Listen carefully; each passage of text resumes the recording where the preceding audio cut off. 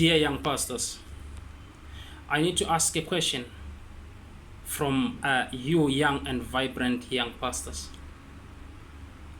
My question is, do you understand the burden or the depth of the gospel? And before you accepting that call of walking down the aisles with God, do you understand the meaning of serving God by leading his sheep? Because I have realized that young pastors, they feel anointed because they know the Bible and they have a lot of revelations. But that, it's something that anyone can do. Do you really go deep and ask God for confirmations of your calling? Because if you don't go down and ask God the confirmations of your calling, it's easy for you to preach the gospel. It's easy for you to have a big following, only to find that God is not by your side. For the Bible states something. It says, for you who are the leaders or the teachers of the word, you must be very, very careful, because the judgment is going to be way harsh to you, because the souls are on your hands. So I would like to come forth to you and say, you are leading people. You are leading souls of God. And those people that you are leading, their blood or their souls are going to be asked from you in the day of judgment. So, if they go astray, lose their path, do you go there and find them, bring them back? Because even the prodigal son realized that to be prodigal, it's not a good thing. He had to come back after seeing the challenges. So as young pastors, those whom he have broken their hearts, those whom you have broken them in the spirit, do you go back there and bring them back to the ministry, bring them back to God? Because remember, people are too sensitive.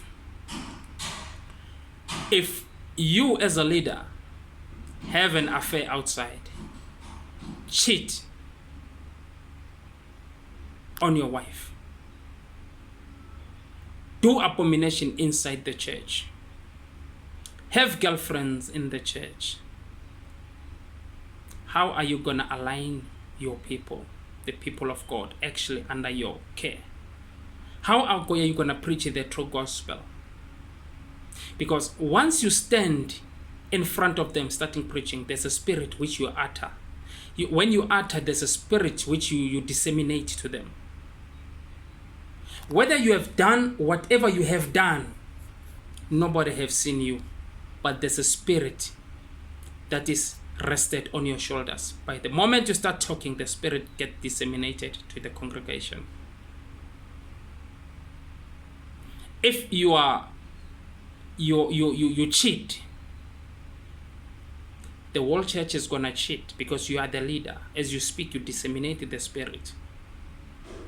So if you are the true servant, true man of God, living with the truth, I'm telling you, you don't have to work hard to align people, but God will align them through you.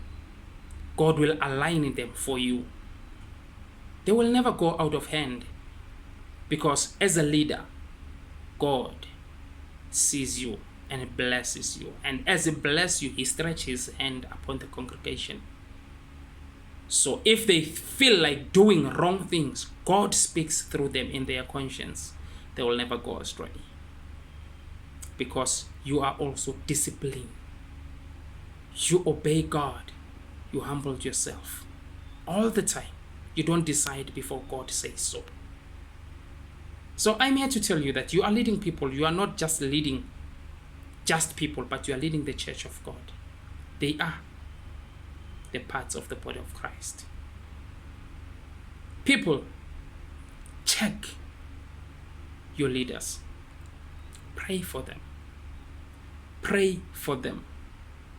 Because it's the only thing that you can do. Pray for them. Intercede for them so that their spirits won't harm them. Because the moment they get harmed by their spirits, they are the head. And once they harm the head, the body is useless. It's easy to kill you.